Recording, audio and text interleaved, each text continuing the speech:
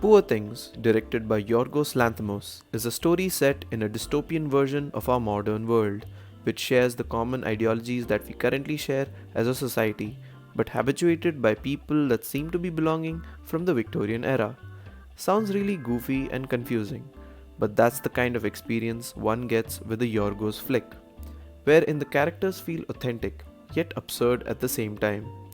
This is the same plight with Bella, played by Emma Stone, who is a young woman brought back to life through unconventional methods by a renowned surgeon whom she calls God, played by Willem Dafoe. What lies ahead in her life as she takes on every obstacle as an adventure while dealing with the fact that she has risen from the dead is the premise of this film. This film is not an easy watch, mind you, because the narrative really explores things like nudity, sexuality, feminism, and anatomy in a very dark yet innocent way. It felt as if the screenplay was written by a child who is a literary genius. While it explores all these set themes, it also took some time for me to get used to the world the narrative was set in, which was aided very masterfully with its cinematography.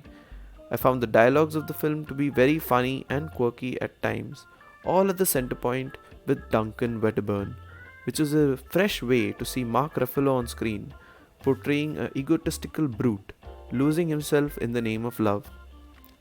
I could find so many parallels between this and Barbie, having to deal with very similar themes but a different approach, while one's a more child friendly one, the other a more adult friendly.